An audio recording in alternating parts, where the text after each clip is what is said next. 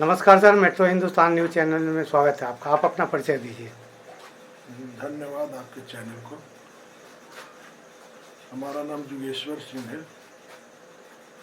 हम ग्राम पंचायती चहोस इस्लामपुर नालंदा में अभी वर्तमान में मुखिया के पद पर हैं। सर, ये 5 साल मुखिया प्रतिनिधि के रूप में कैसा अनुभव रहा आपका?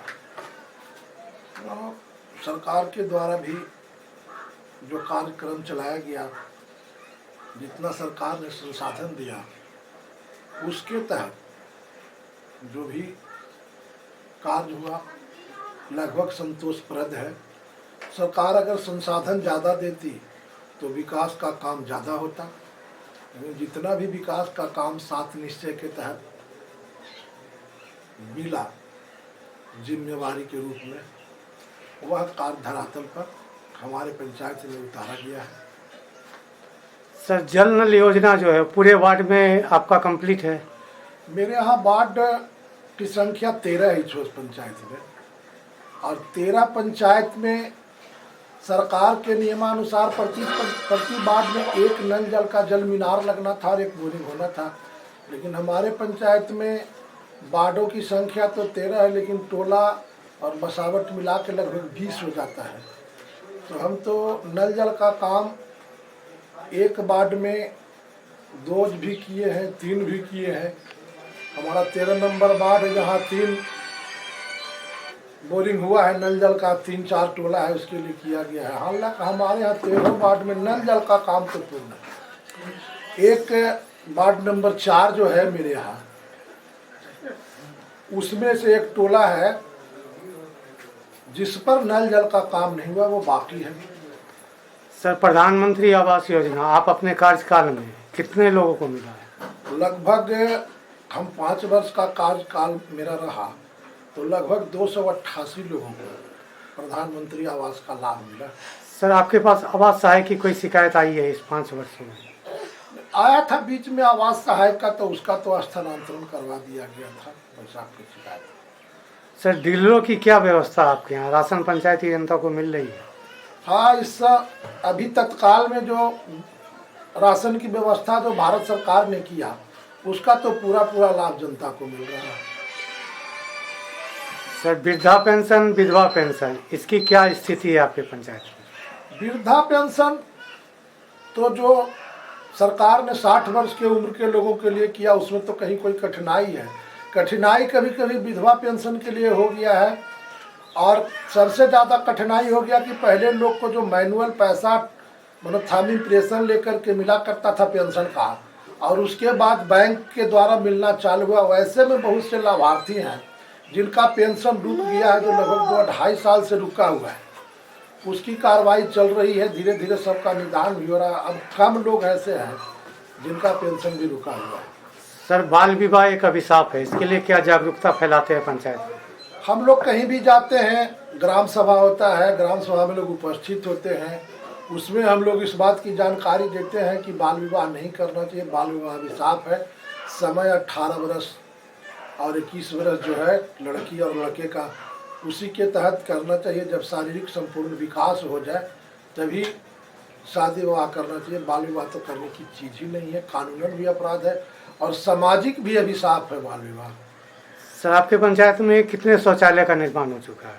हमारे पंचायत में जो प्रधानमंत्री के द्वारा स्वच्छता अभियान में जो शौचालय का निर्माण कराया गया, पूरे पंचायत में लगभग लगता है कि 1100 शौचालय का निर्माण। पेमेंट में तो दिक्कत नहीं है? पेमेंट हो चुका है? काफ़ी दिक्कत है, पेमेंट में तो दिक्कत हुआ, पेमेंट में दिक्कत हुआ है, काफ़ी दिक्कत हुआ है। कुछ अभी भी पेंडिंग जो है, पेंडिंग मतलब पेमेंट अधूरा ही है, पेमेंट नहीं हो पाया कुछ लोगों जो बनाए उनका। सर, बिहार में शराबबंदी है, आपके पंचायत में इसका कितना असर है? नहीं, शराबबंदी तो सही है, कानूनी रूप से नीतीश जी ने किया, इसमें कहीं दो राय नहीं है, लेकिन शराब बंद नहीं होगा। शराब का जहाँ तक बात है, शराब चोरी छुपे लोग बेच ही रहे हैं। पहले था कि एक लाइसेंसी दुकान में मिलता था, अब बहुत लोग लाइसेंसी चुरा रहे हैं, बेच रहे हैं। फ़ोन कर दीजिए, शराब तो उपलब्ध रहता है, शराब नहीं रुकी है। और उससे खास करके गरीब गुरबा को ज़्यादा परेशानी है। कम से सरकार जिस समय शराब स्वयं बेचती थी तो एक मानक के अनुरूप शराब बनाया जाता था जो शरीर को एडजस्ट करता था। लेकिन आज जो अवैध शराब लोग चुला रहे हैं वो तो पैसे के ख्याल से चुला रहे हैं। कोई यूरिया खाद दे के चुला रहा है तो कोई गाय का वैक्सीन दे करके ज़्यादा से ज़्यादा नशा देने वाला चीज़ बना रहा है शराब, और वो गरीब आदमी पीता है। गरीब आदमी पीने से उसका किसी का लीवर डैमेज हो गया तो समय से पहले मर रहा है, बीमार हो रहा है। सर एक कोरोना कोविड-19 एक वैश्विक बीमारी आई है, 2 साल होने जा रहा है, उसमें पंचायत में आप क्या क्या काम किए? पंचायत में तो हम लोगों ने घूम के किया। सब शुरू में जब आए थे बाहर से लोग आए तो उन लोगों को क्वारंटाइन सेंटर में रखा गया, व्यवस्था किया गया था। पंचायत के द्वारा भी क्वारंटाइन सेंटर बनाया गया था, उसमें उन लोग को रखा गया। जो पहले जब महामारी आई थी तो धीरे धीरे हुआ। उसके बाद जब वैक्सीन निकल गया तो वैक्सीन तो सारे लोग को प्रेरित करके हमारा पंचायत लगभग 50% से अब लोग वैक्सीन ले चुके हैं हमारे पंचायत में। सिर्फ 18 वर्ष के लोगों को जो था वो समस्या था, वो भी समस्या अब है कि मिल रहा है पंचायत। सर आपके यहाँ स्वास्थ्य उपकेंद्र है? मेरे यहाँ पंचायत में 2 स्वास्थ्य उपकेंद्र है, वहाँ धमौली है। वहाँ कौन बैठते हैं? उसकी व्यवस्था तो लचर है। स्वास्थ्य उपकेंद्र का व्यवस्था एएनएम का है, लेकिन स्वास्थ्य में हमारे पंचायत के बगल में रहने से हॉस्पिटल जो हमारे यहाँ है अतिरिक्त स्वास्थ्य प्राथमिक स्वास्थ्य केंद्र जो है वहाँ पर है, हमारे ही पंचायत के अंदर में ही है वो।